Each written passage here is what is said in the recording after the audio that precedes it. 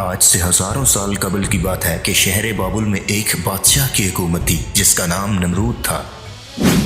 نمرود نہایت ہی سرکش اور ظالم شخص تھا۔ اس نے خدا ہونے کا جھوٹا دعویٰ کر رکھا تھا اور جو کوئی اسے خدا نہ مانتا وہ اس پر بہت ظلم ڈھاتا تھا۔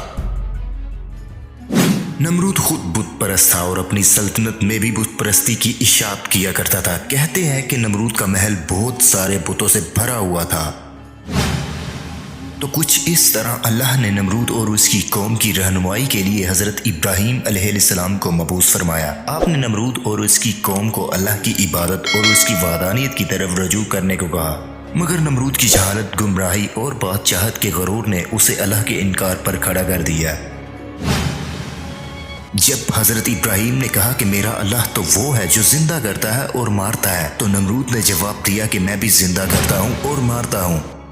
اس نے خدائی کا جھوٹا دعویٰ کیا۔ تو پھر حضرت ابراہیم نے کہا کہ میرا رب مشرق سے سورج کو نکالتا ہے، اگر تو خدا ہے تو مشرق سے سورج کو نکال کر دکھا۔ یہ سن کر نمرود لاجواب ہو گیا۔ نمرود نے غصے میں یہ حکم دیا کہ ابراہیم کو سزا کے طور پر آگ میں ڈال دیا جائے۔ تو کچھ اس طرح بابل کے لوگوں نے ایک خاص جگہ لکڑیاں جمع کرنا شروع کر دی۔ جب لکڑیاں جمع ہو گئی تو نمرود کے دیے گئے حکم سے ان لکڑیوں کو آگ لگا دی گئی، جس کی حرارت اتنی زیادہ تھی کہ کوئی بھی اس کے قریب نہ جا پاتا تھا۔ مگر جب حضرت ابراہیم کو اس جلتی ہوئی آگ میں پھینکا گیا تو وہ آگ اللہ کے حکم سے ٹھنڈی ہو گئی۔ نمرود کو یقین ہو چکا تھا کہ آگ حضرت ابراہیم کا کچھ بھی نہیں بگاڑ سکتی، تو اس نے آپ کو آزاد کر دیا۔ مگر نمرود اور اہل بابل اس معجزے کے بعد بھی اللہ اور اس کے سچے پیغمبر پر ایمان نہ لا سکے، اور اس کے برخلاف نمرود نے بابل میں ایک عظیم مینار بنوانے کا حکم دیا، جس کے ذریعے وہ ابراہیم کے خدا سے مقابلہ کرنا چاہتا تھا۔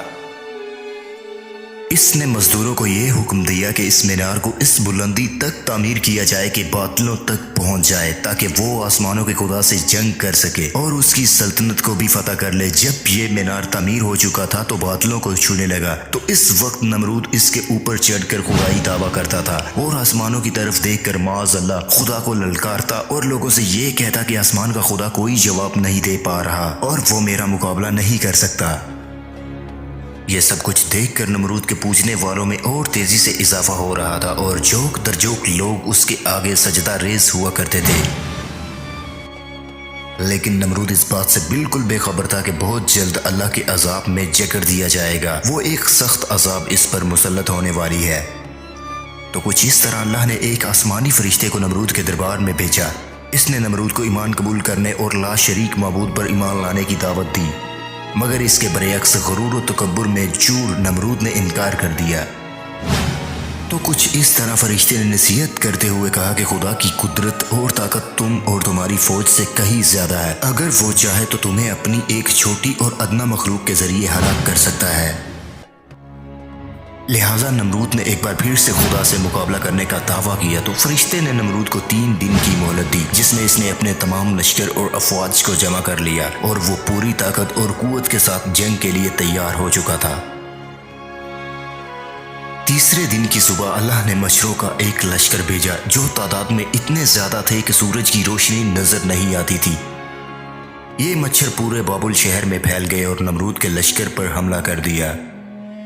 مچھروں نے لشکر کے تمام سپاہیوں کا خون چوس لیا اور گوشت چاٹ لیا اور ان سبھی لوگوں کے ہڈیوں کے بوسیدہ کنگال بچ گئے۔ تو کہیں سے بھی کسی بھی طرح ایک مچھر نمرود کے ناک میں داخل ہو گیا اور ناک کے راستے دماغ میں گھس گیا اور اس کا مغز چاٹ چاٹ کر کھانے لگا۔ تو جب مچھر اس کے دماغ کے اندر ہلچل کرتا تو اسے بہت زیادہ تکلیف ہوتی۔ تو کچھ اس طرح جب اسے تکلیف زیادہ ہوتی تو وہ اپنے سپاہیوں سے کہتا کہ میرے سر میں زور زور سے اپنے جوتوں یا ڈنڈوں یا کسی بھی اور چیز سے پیٹو تاکہ اسے راحت مل سکے۔ تو جب اس کے سپاہی اس کے سر میں ڈنڈا یا پھر کوئی اور چیز مارتے تو مچھر کاٹنا ایک بار بند کر دیتا۔ تو کچھ اس طرح کچھ دیر گزرنے کے بعد پھر سے مچھر کاٹنا شروع کر دیتا اور نمرود کو تکلیف ہونے لگتی۔ تو نمرود کی اس درد کے مارے حالت اتنی غیر ہو چکی تھی کہ اب جو شخص بھی نمرود کے دربار میں آتا تو وہ اسے اپنے سر میں جوتے مارنے کو کہتا۔ تو یوں اسے 400 سالوں تک سر میں ڈنڈے اور جوتے پڑتے رہے۔ اب جو شخص بھی نمرود کے دربار پر آتا تو اسے اپنے سر میں جوتے مارنے کو کہتا۔ تو کچھ اس طرح نمرود بادشاہ خدائی کا دعویٰ کرنے والا اور اتنی بڑی سلطنت کا بادشاہ ذلت کی موت مر گیا۔